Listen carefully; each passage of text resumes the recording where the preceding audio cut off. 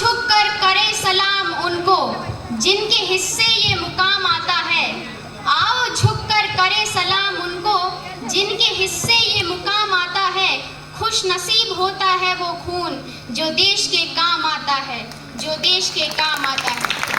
परमादरणीय मुख्य अतिथि महोदय, प्राचार्य महोदय, उप प्राचार्य महोदया, गुरुजन एवं प्रिय साथियों, सर्वप्रथम आज़ादी के इस महापर्व स्वाधीनता दिवस की आप सभी को हार्दिक शुभकामनाएं। जैसा कि विदित है, आज भारतवर्ष अपना 78वां स्वतंत्रता दिवस बड़े हर्ष और उल्लास से मना रहा है। भारत ने बड़े बलिदानों के बाद आज़ादी पाई है और इसका प्रत्यक्षदर्शी रहा है हमारा ये राष्ट्रीय ध्वज तिरंगा। हमारा राष्ट्र ध्वज अपने आप में ही भारत की एकता, शांति, समृद्धि तथा विकास को दर्शाता है। यही हमारे राष्ट्रीय गौरव का प्रतीक है।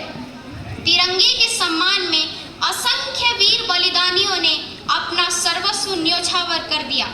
तिरंगा हमारे देश की आन, बान और शान है।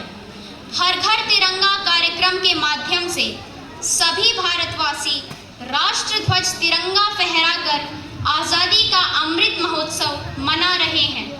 इस अवसर पर हमें तिरंगे के इतिहास को भी जानना चाहिए। स्वतंत्रता संग्राम से लेकर अब तक इस तिरंगे की कहानी में कई रोचक मोड़ आए हैं। पहले इसका स्वरूप कुछ और था, आज कुछ और है। भारतीय राष्ट्र ध्वज की यह यात्रा 6 चरणों में अपने अंतिम स्वरूप तक पहुंची है। आइए जानते हैं तिरंगे से पहले के 5 झंडे कैसे थे। पहला ध्वज, सबसे पहले लाल, पीली और हरे रंग की हॉरिजॉन्टल पट्टियों पर बने ध्वज को 7 अगस्त 1906 के दिन ग्रीन पार्क कोलकाता में फहराया गया था। दूसरा ध्वज, दूसरे ध्वज को वर्ष 1907 में पेरिस में मैडम भीकाजी कामा और उनके साथ अन्य क्रांतिकारियों ने फहराया था। यह भी पहले ध्वज की तरह ही था। इसको विनायक दामोदर सावरकर ने डिजाइन किया था। इस पर सबसे ऊपर बनी पट्टी पर स्थित 7 तारे सप्तऋषि को दर्शाते थे और इस पर एक कमल भी बना था। तीसरा ध्वज, यह ध्वज वर्ष 1917 में डॉक्टर एनी बिसेंट और लोकमान्य तिलक ने घरेलू शासन आंदोलन के दौरान फहराया था। इसमें 5 लाल और 4 हरी पट्टियां थी जिन पर 7 सितारे बने हुए थे। चौथा ध्वज, चौथा ध्वज अखिल भारतीय कांग्रेस कमेटी के सत्र के दौरान वर्ष 1921 में विजयवाड़ा में फहराया गया था। इस ध्वज की पेशकश राष्ट्रपिता महात्मा गांधी जी ने की थी। यह ध्वज 2 रंगों लाल व हरे से बना था जो कि हिंदू मुस्लिम दोनों समुदायों को दर्शाता था। इस पर एक चरखा बना हुआ था। पांचवा ध्वज, पांचवा ध्वज वर्ष 1931 में फहराया गया जिसे स्वराज झंडा नाम दिया गया। इसमें 3 रंग थे, ऊपर केसरिया, बीच में सफेद और नीचे हरा। इस पर भी एक चरखा बना हुआ था। छठा ध्वज, इस छठे एवं अंतिम चरण में तिरंगा ध्वज वर्तमान स्वरूप में हमें प्राप्त हुआ है।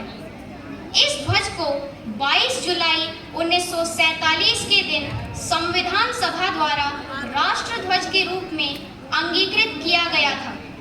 इस ध्वज में 3 रंग हैं। ऊपर स्थित केसरिया रंग भारत के शौर्य और पराक्रम का प्रतीक है। मध्य में स्थित सफेद रंग शांति और सद्भाव का प्रतीक है एवं नीचे स्थित हरा रंग देश की खुशहाली और समृद्धि का प्रतीक है।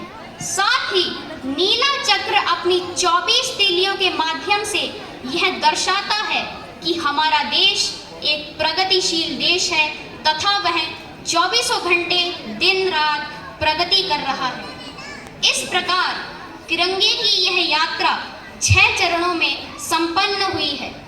हमें राष्ट्रध्वज का सम्मान करना चाहिए और साथ ही यह ध्यान रखें कि राष्ट्रध्वज कभी नीचे ना गिरे। जमीन पर इधर उधर पड़े रहने से राष्ट्रध्वज की गरिमा को आघात पहुंचता है। इस ध्वज के मुख्य डिजाइनर श्री पिंगली वेंकैया को हम श्रद्धा भाव से नमन करते हैं और साथ ही यह संकल्प लेते हैं कि सदैव राष्ट्रहित को सर्वोपरि रखेंगे ताकि इस तिरंगे की आन बान और शान बनी रहे। अंत में 4 पंक्तियों के साथ अपनी वाणी को विराम देना चाहूंगा। 3 रंग का नहीं वस्त्र ये ध्वज देश की शान है। 3 रंग का नहीं वस्त्र ये ध्वज देश की शान है। सभी भारतीयों के दिल का ये स्वाभिमान है। सभी भारतीयों के दिल का ये स्वाभिमान है। यही है गंगा, यही हिमालय, यही हिंद की जान है। यही है गंगा, यही हिमालय, यही हिंद की जान है।